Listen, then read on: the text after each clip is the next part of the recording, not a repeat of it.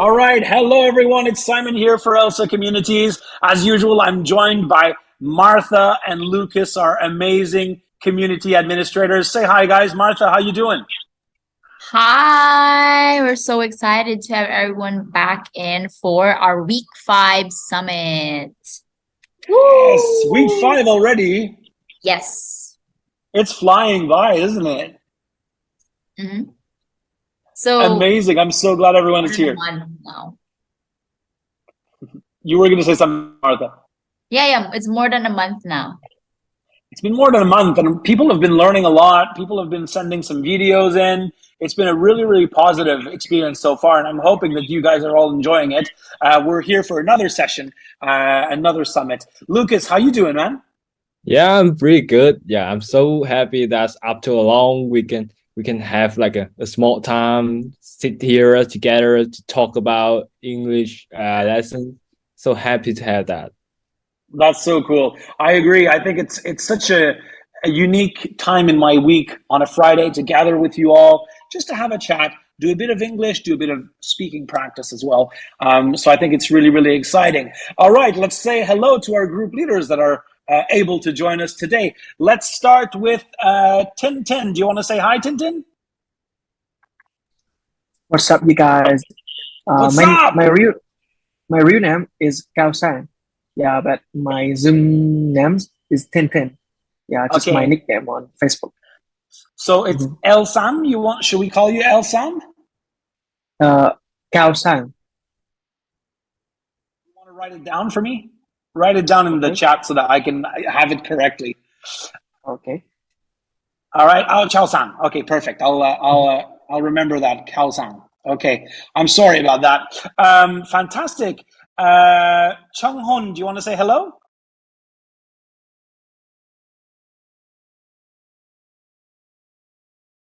Yeah, hello, my name is Chung. I'm from Vietnam. Nice to meet you today. Hey, how's it going? Have you had a good week? It's me? Yeah. Ask me? Oh Yeah. yeah, I, I had a good week. So I think this week I go to the restaurant, go to shopping, study, and call. That's all. Okay, cool. And have you had a chance to practice informal English? Last week we talked about informal English a lot. Have you had a chance to spend a bit of time in Elsa to practice informal English as we discussed? Um, Usually I take about 20 minutes every day to practice English and Elsa speak.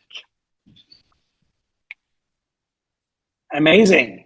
Fantastic. 20 minutes a day. That's really, really good.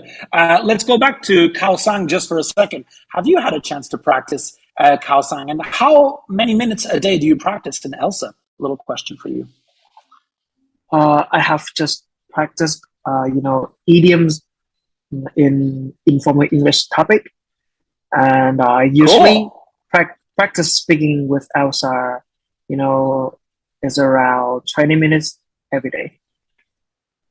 Yeah. So it seems like both Chung and Kao are having the same approach, which is practice just a little bit every single day rather than doing 1 full hour every week.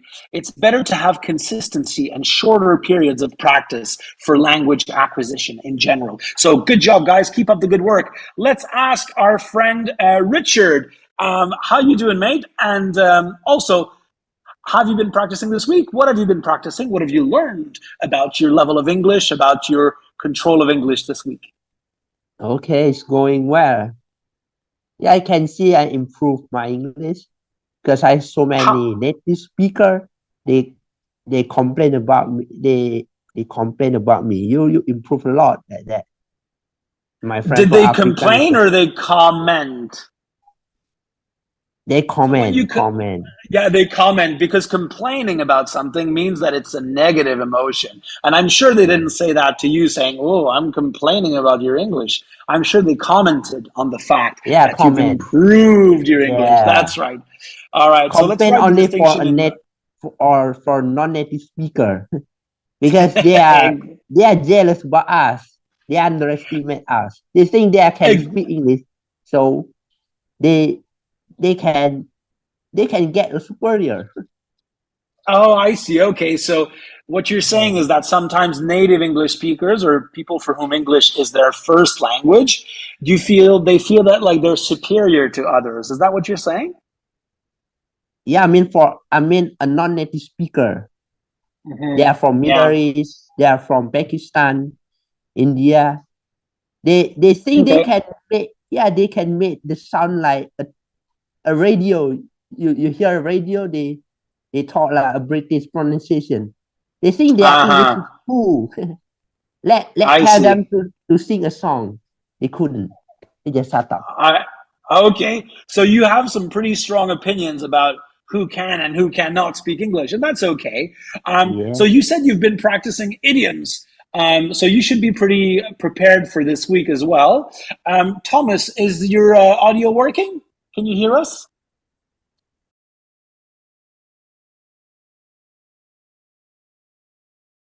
Is Thomas here? We can't hear Thomas. So, guys, we're going to get started. If Thomas joins back, we'll reintroduce him.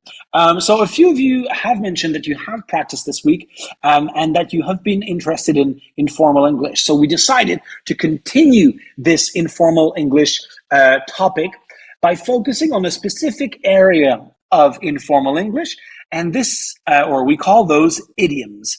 Now, I'm going to give you 10 seconds to write down something in the chat box. And Lucas and Martha, you can join if you want. But tell me what you think an idiom is. What is an idiom? All right.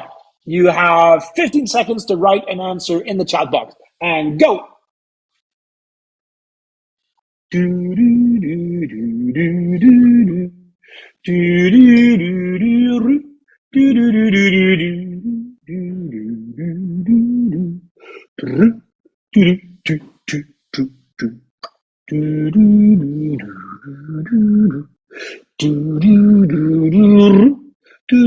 do, do. All right. And Kao Sang have replied. So has Richard. So let's read through what people are saying. So Kao is saying, give someone the cold shoulder. Interesting. That is indeed an idiom. All right. But my question was more around, okay, what is it? What defines an idiom? All right. Cold shoulder or giving the cold shoulder you're correct. Kao, it is an idiom. Let's see what Lucas says. Okay, idiom is a group of words established by usage as having a meaning not deducible from those of the individual words. Very good. It sounds a lot like the Wikipedia definition I found myself this morning. But yes, absolutely. Don't turn around the bush is something that's been mentioned by Chung here. Easy money, yeah, absolutely. You'll have to tell us more about this idiom. I'm interested. But Lucas's answer is very clear, and it's exactly the same definition that I have. And I'd like to share that definition with you more specifically, more clearly. Thomas, can you hear us?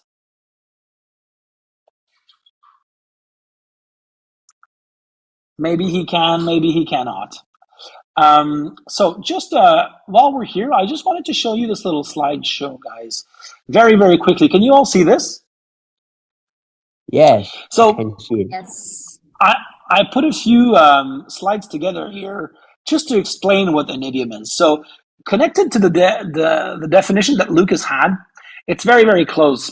So an idiom, basically it's a group of words together, all right, that have a meaning which we cannot deduce from the words in it, all right? And generally an idiom is established by usage. What do we mean by that? Well, usage is how language is being used over time. So it's an expression that's been built up over time by practice and by exposure and by lots of people using it. And then it becomes part of our culture as English speakers, all right? So that's what we mean here by usage. So short sentences or short phrases that have a very unique meaning, and their meaning is different from the words that are in that sentence. a good example of that is break a leg. All right. If you go to a theater play and you know one of the actors, you'll say break a leg before the performance. That means that you wish them good luck for the show. All right. So break a leg. These are the words, the individual words that are in this idiom. They have no connection to good luck. All right. There's no connection within the two. We just know that when we say break a leg, it means good luck. So there's an element of idioms that is a little bit hidden. There's a hidden meaning to idioms. And on top of that, oh, someone is trying to join here. Let me just see if I can allow them to join. Maybe that's Thomas trying to join from another number, from a phone or something. So basically, an idiom, always remember, they're a group of words that the individual words within that group don't necessarily they don't have a relation to the meaning. All right. So break a leg, good luck is an example. Now, teaching idioms is particularly difficult because you have to know the idiom. All right. You have to know the meaning of the idiom. And more importantly, you have to know the situation in which you can use this idiom. All right. So does that make sense to everyone? Does anyone have any questions for me to start with? Chung, do you have any questions? Kao, questions?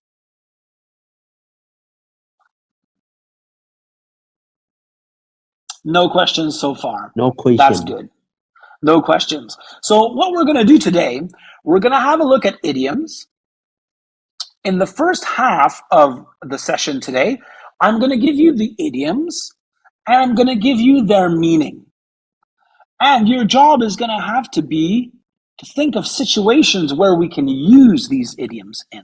All right? So I'm going to stop sharing my screen. I'm going to give you the idioms and the meanings, and then you guys will have to think about the situations in which those idioms can come up. All right, let me have a look. So the first half of today's session, we're going to look at idioms that have something to do with emotions. Now, let me just refine my document here. What have I done with my things?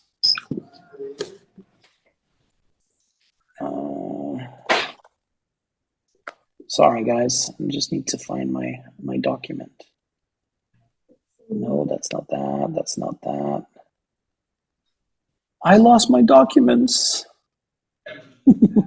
Sorry, just give me 1 second, guys. Take your time, Simon. Sorry about that.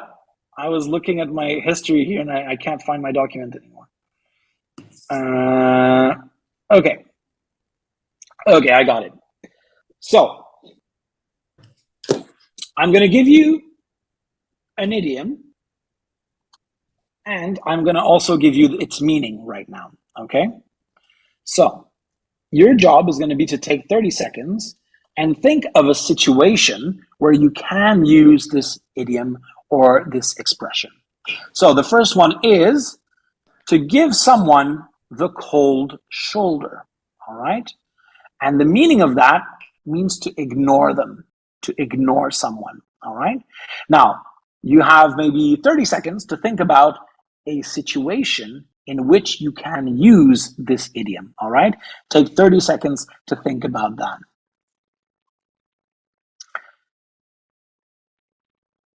Thomas, are you able to jump back onto the call?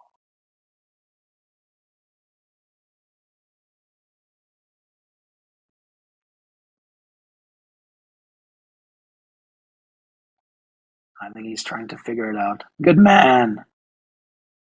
Can you hear us, Thomas?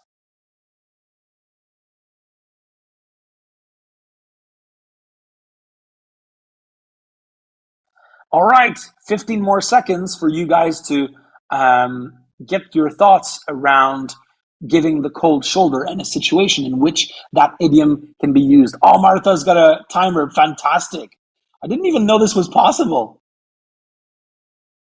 Where's that feature from? Is that part of Zoom? Yeah, it's a Zoom app. Man, that's so good. Okay.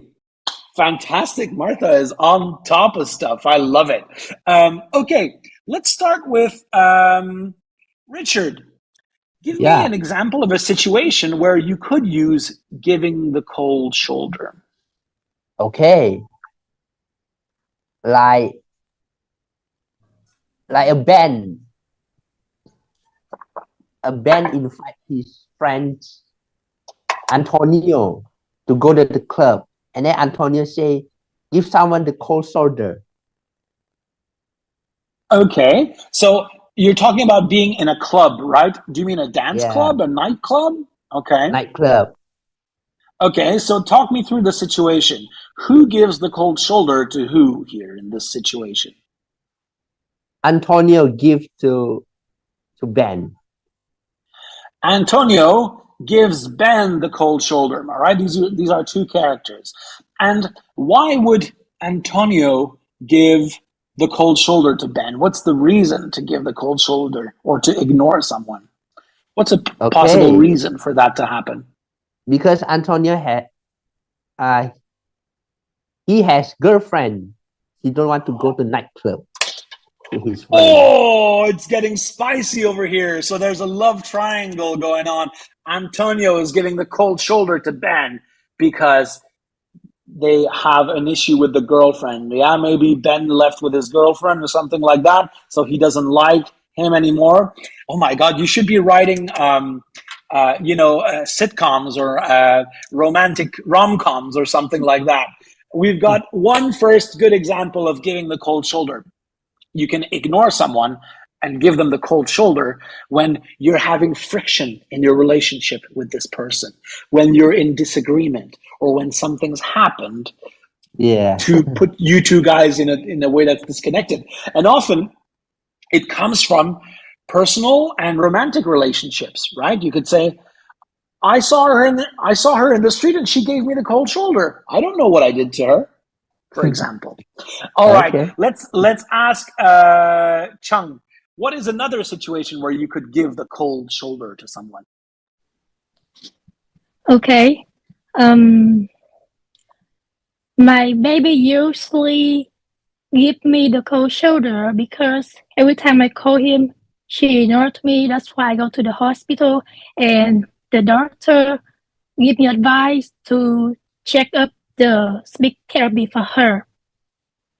Okay, so now it's related to a child, and that's interesting. So you're saying your baby gave you the cold shoulder because of what?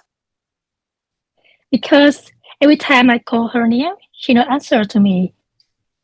Oh, I see. So All we right. go to the doctor. And the And doctor advised me. what does the doctor say? The doctor said we should give her the speech therapy to treatment her. Okay, so basically you're saying that your daughter can't hear or can't speak, and therefore she gives you the cold shoulder. Now, it's worth for us exploring that a little bit. When you give someone the cold shoulder, it generally means that you intend to do it, that you do it on purpose. All right. So in this context over here, your child that has maybe a disability or a medical reason for doing something, I don't think you can really give the cold shoulder in that sense. All right. Because it's not their fault. So you need to have someone that really wants to ignore you. All right. So let's say that Lucas and I have had a big argument last week and he's avoiding me at all costs, right? Now, Lucas, we haven't had an argument together, but basically, let's say we have an argument. Lucas voluntarily decides not to speak to me. That's giving the cold shoulder. So it has to be a voluntary action from the person that does it, right? Otherwise, they can ignore you, but maybe it's not their fault, all right? So generally, when someone gives you the cold shoulder, they are aware that they are doing it as well, all right? So a little bit of a tweaking of that meaning for you, Chung. Is this helpful? Yeah, it's helpful to me. But in this situation, my baby still hear me, but sometimes she just answer to me a little bit. Sometimes just she don't answer to me. She Oh, I seldom to see. answer to me. Yeah. And how old is your baby, if I may ask? Excuse me? How old is your baby? Can I ask? It's 20 months. Oh, 20 months old. Well, I think, if you have a 3-year-old that gives you the cold shoulder, I think that works, right? Because they're like, I don't want to talk to you, right? However, if it's a 20, did you like, Martha, did you like my baby impression? I Uh, just find it funny that babies give you the cold shoulder. It's kind of cute if you It, ask.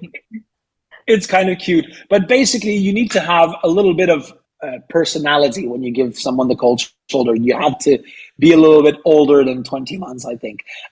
You need to have the knowledge of basic emotions of, I don't want to talk to you right now, right?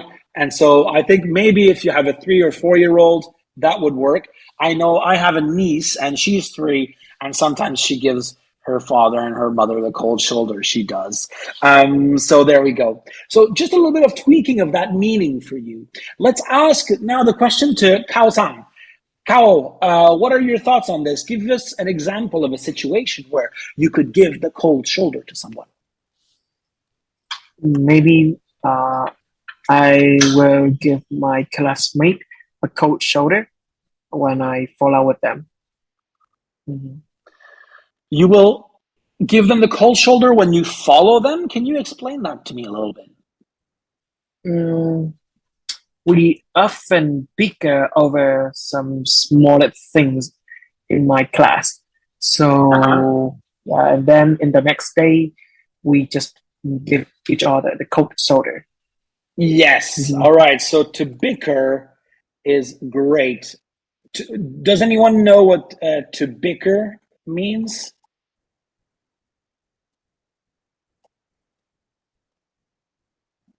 Do we know what the meaning of to bicker is? Why don't you explain that to us, Cal? What's the meaning of to bicker? Bicker is something like you have an argument with them because of some small things, just little things. Yeah. Yeah. So bickering is to argue about small arguments. Exactly. Thank you, Lucas, for posting that in. So when you bicker, you're having a disagreement about something that's not very important. For example, you could bicker about doing the dishes at home is a good example. All right. Or doing the cleaning inside the house. Oh, we need to stop bickering about cleaning. We should just get someone to clean the apartment for us. Wouldn't that be nice, right? So, absolutely right, Kao-sang. When you bicker with someone, it's the good example of a situation where you can give the cold shoulder. Oh, we were bickering, my wife and I, this morning. So this afternoon, we're giving each other the cold shoulder. We're not looking at one another. We're not talking as much. Hopefully, after the working day, we'll talk it through and we'll stop bickering and we'll stop giving each other the cold shoulder. But we didn't do that. My wife and I are in good terms this morning, which is very good. Okay, Thomas, is your sound back on? Can you hear us?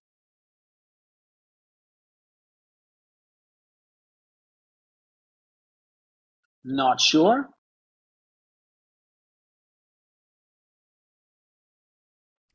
Yeah. I can hear now. There he Yeah. is. Fantastic. All right. So, can you give us an example of giving the cold shoulder to someone? Another situation where you could say, give the cold shoulder as an idiom. Truthfully, I don't know much about the idiom. Yeah. And Okay. I only remember the one idiom about rain, cats, and dogs. Is one of the idiom I can remember now. Yeah. All right. Why don't you write it down in the chat box and then maybe we'll have a look at it when we have time later on. Lucas, you had a question. I saw your hand being raised. Do you want to tell us something about that? I just want to I have a very familiar example, and I guess many people here have probably been in this situation. For the idiom, when you are flirting a girl, so at first she's very friendly and seemed to have a crush on you, but the next day, and that's make you thought that she really like you, but the next day she gave you a cold shoulder. That's why. Ah, yes. Okay. So in romantic relationships, let's say you're flirting with a girl and it's Mm. going well, you're having a good time, everyone's enjoying themselves, and the next day she gives you Yeah. the cold shoulder and you don't know why. What did I do wrong? Why the cold shoulder is another version of that idiom, right? Fantastic. Absolutely. So there needs to be a voluntary action from the other person to ignore you. Martha, what situation would you use giving the cold shoulder in? Do you have any thoughts about that? Yeah, it actually happened to me a while ago. When my Oh, tell us. classmate, we had an activity, and I was the one who created the report, but then he mentioned himself as the one who actually did the report. So he credit grabbed that from me, and then so that is why at the end of the during our class, I gave him the cold shoulder because I did not Because you like deserved it, clearly, right? it. Yeah. Absolutely. So someone took all the credit for something that you did, and you're like, I'm sorry, I did that. So you gave him a blatant robbery. Absolutely, Lucas. So you were robbed of the credit for doing all the work for something. So that's a perfect example of that. Again, you're doing on purpose, you're ignoring someone because of an emotional situation that happened between the two of you. All right. Okay. Let's have a look at a second idiom here that is related to emotions, and then we'll pause and then move on to other idioms. All right. We can't cover, guys, there are hundreds of idioms in English. So it takes forever to learn all of them. But what we're trying to understand here is the process of how we learn about idioms. We need to understand the idiom itself. We need to know it. Secondly, we need to know its meaning. And finally, we need to know the type of situation in which we can use those idioms. If we don't understand either of these elements, using the idiom is not going to be natural. The situation, the meaning, and the idiom itself. We need all three for the ideas to be clear when we use idioms. All right, let's have a look at a second one. Let me go back to my list over here. Where's that thing? I had it here 1 second ago. I'm not having a very good day with my documents. All right, there we go. Okay, let's have a look at a second one.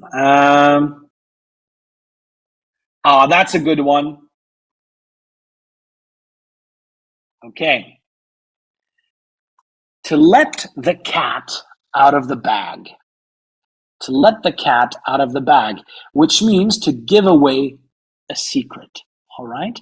So I'm going to give you guys 20 seconds, Martha, or 15 or whatever is on your counter, Martha, whatever you can do. Maybe let's do 20 seconds or 30 seconds to think of a situation where someone lets the cat out of the bag. All right. And off we go.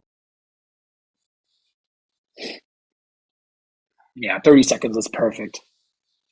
Martha, you're the Zoom wizard here. You know everything about all the features in Zoom. I'm really impressed by that. You're going to have to teach me how to do this.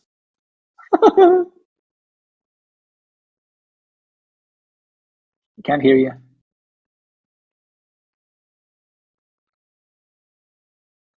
All right, 5 more seconds.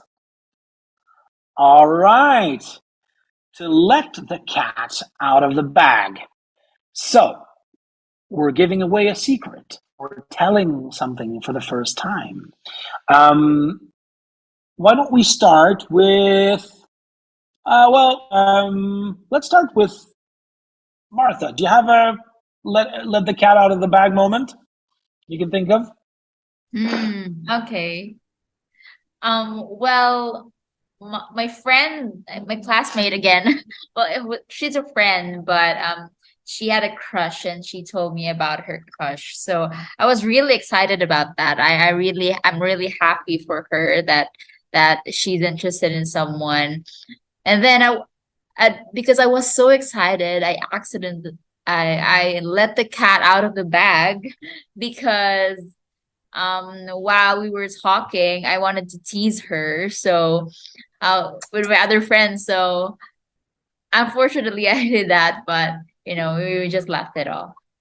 Okay, so you let the cat out of the bag by revealing a secret, i.e., the crush of one of your friends to your other group of friends. So, whoops, inadvertently, you let the cat out of the bag. Let me give you an example of letting the cat out of the bag. Last week, I was up in Canada with my family, all right? And we were having a party for my brother and his wife. They're having a baby soon, all right? Now, we know that it's a baby girl, but we don't know what the name of it is, all right, yet. However, when we were preparing the bedroom, by mistake, my brother let the cat out of the bag and he revealed the name that they had chosen for the baby girl. All right. So luckily, it was just me and the two of them. So now I know the name of the baby, but no one else in the family knows. So I have a vow of secrecy not to tell the name of the future baby. But my brother then, he let the cat out of the bag and he was like, oh shit, I shouldn't have said that. So that's another example of that. All right. And the baby's name is Ella. So she's going to be born in early December. So I can't wait to meet her. Thomas, do you have a situation where you could use to let the cat out of the bag in a conversation? Yes, me. Yeah. Yeah. I guess that's the idiom "let the cat out of the bag." It means someone would the other people let the other people know the secret. Yeah, and it means that they don't want someone to keep the secret. Yeah, they would like someone to release the secret. Exactly. So you give away a secret or you release it before it's time, right? Sometimes people can also say, all right, it's time that we let the cat out of the bag. We're getting married, for example. All right. That's another situation where you've been holding information back for a long time. And then people have been anticipating and waiting for that information to come. And then you release it. You let the cat out of the bag. All right, we're going to get married next year, for example. Yeah. Does that make sense? Now, tell me, Thomas, can you think of other situations where we could use this expression? I think that I have some situation about the idiom. For example, sometimes we would like to keep this secret by ourselves because we don't know any other people know about the secret. But sometimes it's not good for us if we keep the secret. For example, that is why the other people, especially the friends, would us to tell other people about our secret. Because when we tell about the secret, maybe we always feel happy and we can feel comfortable when we keep the secret in ourselves. Maybe, yes. So that there's a really interesting point here, Thomas. It's that also you can use "let the cat out of the bag" to talk about negative things in your life, right? So let's say that you have a specific condition or an illness or something that's been troubling you. You could say, for example, let's say that you're going to separate with your partner, for example. I think it's about time I let the cat out of the bag. We're not together anymore, for example, right? Something like that. I like the messages that Chung is writing in here. I like the idiom to rat out. That's an interesting one. To rat out, which means to actually tell a secret. It's to actively say a secret. Yeah. You ratted me out. You told everyone that I did it when I wanted to keep it secret. So to rat out is it's actually a phrasal verb, but it can be used as an idiom as well. And basically, it's like to divulge a secret, to willingly say, "I told a secret," right? Versus when you let the cat out of the bag, it's more about, "Oh my God, it got out of me without me knowing it." For example, do you have any other Chung? Do you have any other situations where you could use to let the cat out of the bag yourself? Yes. My my sister-in-law, she had a pregnancy, but she don't wrap it out with everybody. But unfortunately, I looked the message on her phone, and I know about that. And I just tell my husband I let the cat out of the bag with my husband Yes, that's recently. perfect. That's perfect. This is a good example of letting the cat out of the bag. Your friend is pregnant, you know about it, no one else knows about it, and then by mistake you let it out. You say, "Oh, by the way, she's pregnant, her baby is coming," and then you're like, "Oh, I shouldn't have said that." All right. Let's ask our friend Richard. Richard, give us an example of letting the cat out of the bag. Okay, Simon. So I have a friend, and then some friend they like to talk. I mean, they like to talk, and they upload on YouTube.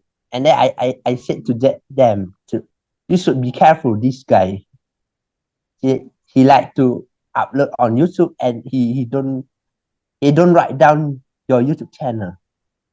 So and this word keep between you and us. So I made let the cat out of the bag. I see. Okay. So just so I understand the situation, someone else has a YouTube channel and you're telling one of your friends not to go there because he's not doing it correctly. Is that what you're saying? No, Okay, why don't you explain it to me a little bit more? yeah, sure. I have a friend and another stranger they like to call. We call it's all right to practice English, but this guy they purpose only record and then upload on YouTube. And then he say, I will write down your YouTube channel if you have a YouTube channel, but he don't write down. So I said I to my see. friend, you should be careful. And this word, you and me, let the cat I out of see. the bag. Okay, so yeah, I mean, I guess you could use it in that way. So basically, you were recorded without being told that you were being recorded, which is not a nice thing to do to someone. Yeah. I guess over here it's more about warning someone, right? I warn you, this guy is recording our meetings together, and then he's uploading them on YouTube, right? Yeah. So letting the cat out of the bag, it's more of a secret. For example, you say, by the way, this guy's releasing some content on YouTube when we have these sessions, so you better be careful. I think it's a mix of letting the cat out of the bag and also warning someone, giving someone a heads up. So thank you for that. Let's have a look at Kao-san. Do you have a Simon. cat out of the bag situation? Yes, I have. My best mate, he told me his big secret. I remember, as far as I remember, I didn't let the cat out of the bag because I need him to trust me, and I'm really curious about his secrets. So if I let the cat out of the bag, absolutely he will never, tell me any secrets. Mhm. Sorry, I'm on mute. Can you hear me now? Yes. So what you're saying is basically you made sure not to let the cat out of the bag here because you value the friendship that you have with this person, and this person made you swear not to reveal a secret.